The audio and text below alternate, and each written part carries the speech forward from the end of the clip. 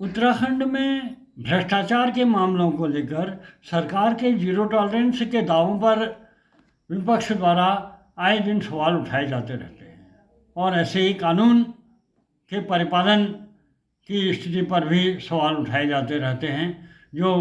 Media की सुर्खियों में आए दिन देखने को मिलते हैं। लेकिन अफसोस की बात है कि विधानसभा के सर्वोच्च सदन पर जहां पर ये सवाल उठाए जाने चाहिए वहां पर विपक्ष इन सवालों पर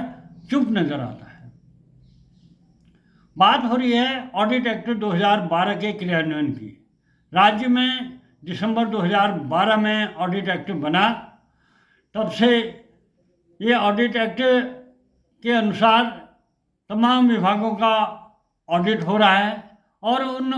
ऑडिट रिपोर्ट्स में जो तमाम विभागों में वित्तीय अनियमितताएं, गड़बड़ियां, गबन, घोटाले जो उन ऑडिट रिपोर्ट में सन्निहित हैं उनके परिपालन की स्थिति क्या है, किस विभाग में कितना बजट आया, कितना खर्च हुआ, कितना बर्बाद हुआ, इसके जो ब्यौरा उस ऑडिट रिपोर्ट में है उसके परिपालन के बारे में सब किसी को कोई मतलब नहीं है। ऑडिट एक्ट में यह भी व्यवस्था है कि राज्य की ऑडिट रिपोर्ट हर वर्ष विधानसभा के पटल पर रखी जाएगी, लेकिन पिछले 3 साल से ऑडिट रिपोर्ट पटल पर नहीं रखी गई है। इससे पूर्व भी 8 वर्ष की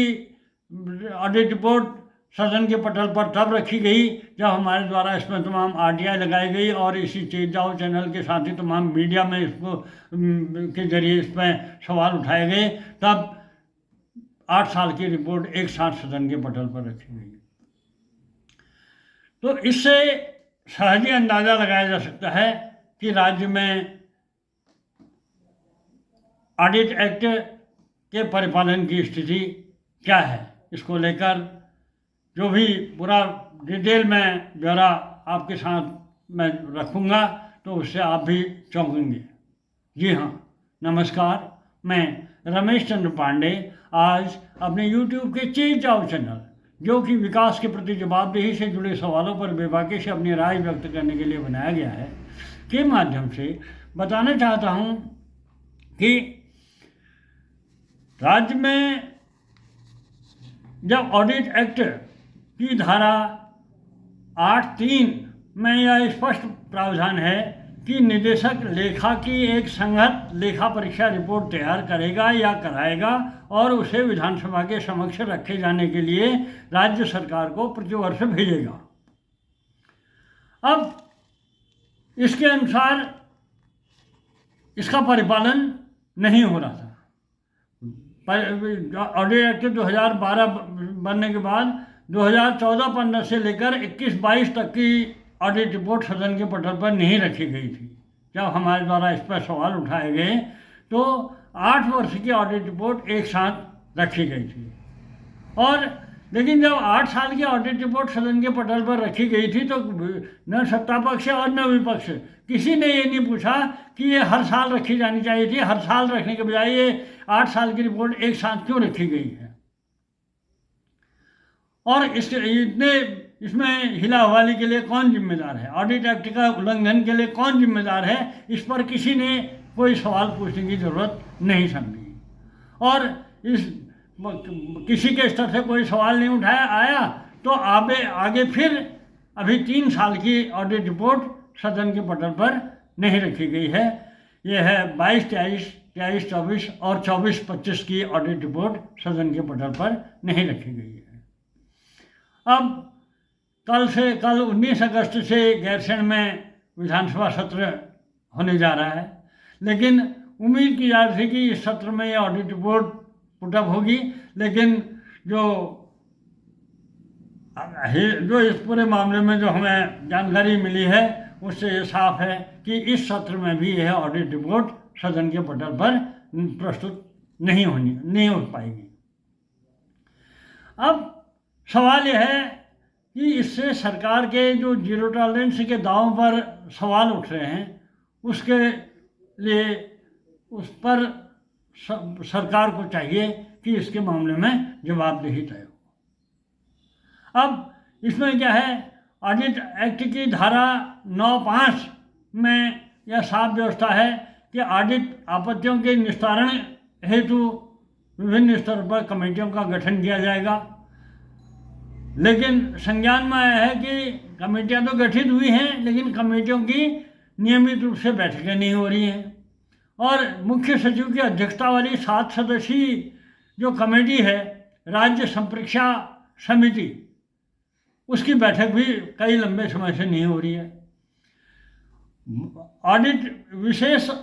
स्पेशल ऑडिट रिपोर्ट करोड़ों रुपए की जो उधम सिंह नगर में 600 करोड़ का जो चर्चित चावल घोटाला था, उसकी स्पेशल ऑडिट रिपोर्ट समेत तमाम स्पेशल ऑडिट रिपोर्ट जो हैं वो फाइलों में धूल फांक रही हैं। आज तक उनके परिपालन और ऑडिट आपत्तियों का परिपालन नहीं हो पा रहा है। तो अब इस सब से क्या हो रहा है? इससे ये हो रहा है कि जो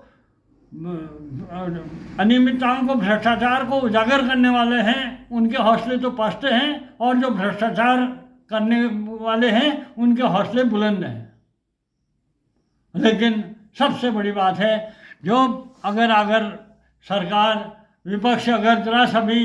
ये भ्रष्टाचार के मामलों को लेकर अगर जरा सा भी गंभीर होता, हम 10 बात नहीं करते हैं। हम चेत जाओ चैनल की ओर से पूरे राज्य में खुलेआम एक चुनौती देना चाहते हैं कि राज्य में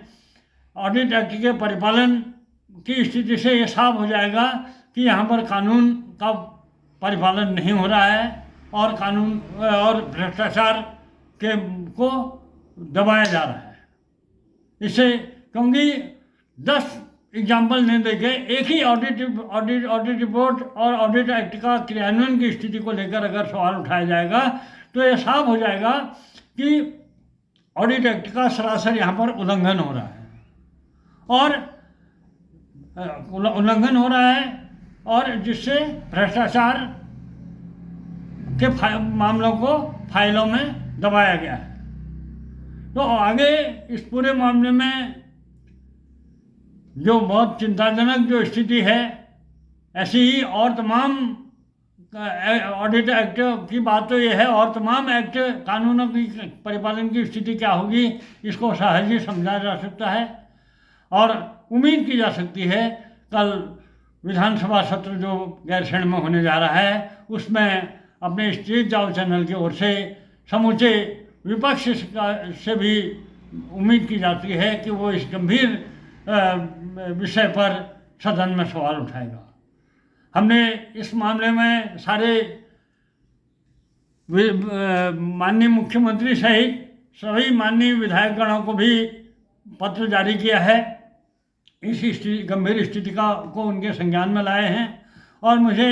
इस बात पर बताते हुए खुशी हो रही है कि राज्य के वरिष्ठतम विधायक, विधानसभा के जो वरिष्ठतम सदस्य हैं, बंशीधर भगत जी ने हमारे इस पत्र को गंभीरता से लेते हुए मुख्य सचिव को एक पत्र जारी किया है और उनमें उन्होंने स्पष्ट रूप से कहा है कि ऑडिट एक्ट के परिपालन नहीं होने से या ऑडिट एक्ट के उल्लंघन होने से सरकार की छवि पर प्रतिकूल प्रभाव पड़ रहा है, लिहाजा इसका परिपालन, ऑडिट एक्ट का परिपालन कराना सुनिश्चित करें। इसके साथ ही उन्होंने जो ऑडिट एक्ट पारित होने की तिथि से यानी कि 2012 से अब तक के जितने भी स्पेशल ऑडिट रिपोर्ट जारी हुई हैं और उन स्पेशल ऑडिट रिपोर्ट के जो परिपालन की स्थिति है उसका पूरा ब्यौरा चीफ सेक्रेटरी से मांगा है। वह पहली बार मुझे इस बात को बताते हुए खुशी हो रही है कि किसी विधायक ने इस मामले को संज्ञान में लिया है और मुझे उम्मीद है हम अपने चेत जाओ चैनल के जरिए भी राज्य के सभी विधायकों से इस गंभीर विषय को सदन में उठाए जाने की उम्मीद करते हैं। आगे इस पूरे मामले में जो भी